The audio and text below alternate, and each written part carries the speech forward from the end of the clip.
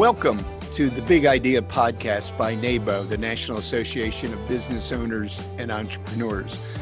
Today we have Bill Rozek joining us. Welcome, Bill. Thank you. Thank you.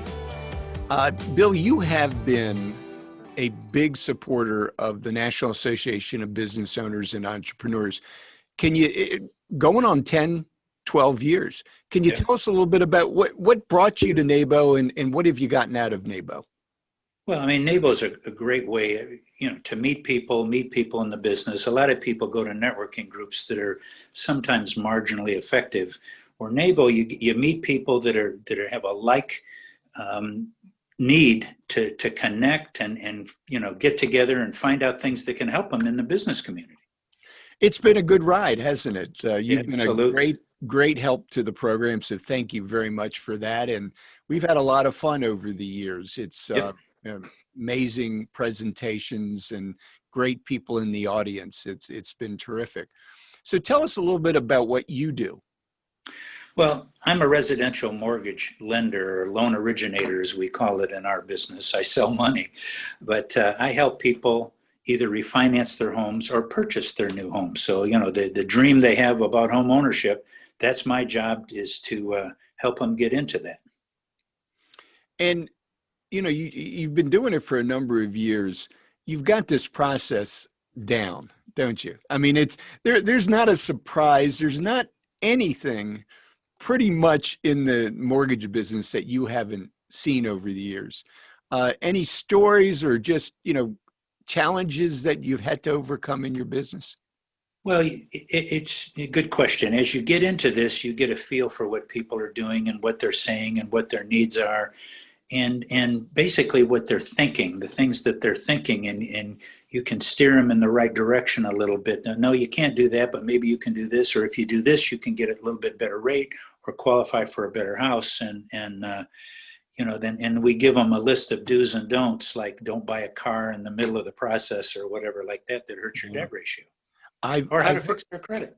I've heard horror stories where people in the middle of a home buying experience go out and they decide to buy lots of furniture for the new home, put it on their charge card, and then all of a sudden they have a problem with their lender. And having somebody like yourself, who knows that could happen, giving them a little heads up ahead of time probably is something that's really valuable, especially for the new home buyers.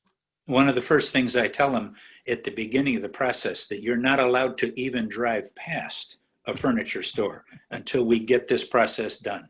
So you get into the house to its close and you're in the house, right. Then buy away. Yeah. Tell us, who are your ideal clients?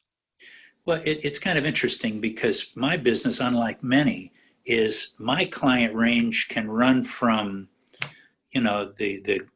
the janitor in the high school that works, 80 hours a week, to a corporate CEO. I've done loans for bank presidents. I've done, so anybody, the only difference obviously is the size of the place they're buying. But everybody's needs are the same. Everybody has the same dream about buying something. It just depends on the scale. Absolutely. It's you've got a job where you're supporting a core function of just about everybody's life. Everybody wants to buy. Not everybody has been able to buy, but the vast majority have been able to buy, and you're the guy that's right there. And actually what they say is the most important purchase of someone's life is buying their home, their first home or their second home or whatever it may be. Yeah.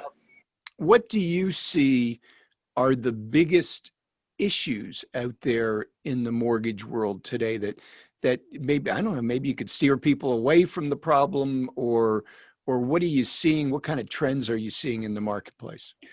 Well, a couple of things. The market is so hot right now that you, as a buyer, you have to be pre-approved, completely pre-approved before a seller will even talk to you, because they've got 5, 10, sometimes 15 people that are trying to buy their house, and you need to be completely pre-approved by your lender when you walk in the door.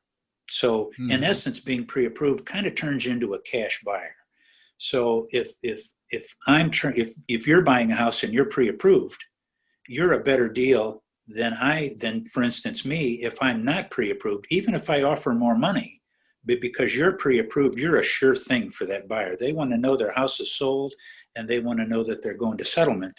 So you need to take the time to get pre-approved.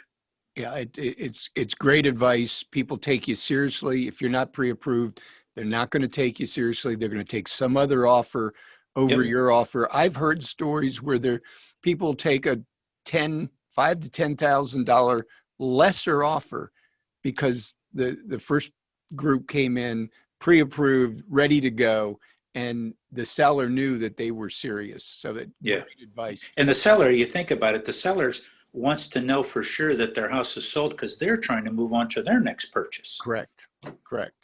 So tell us, how can people in the NABOE audience get in touch with you?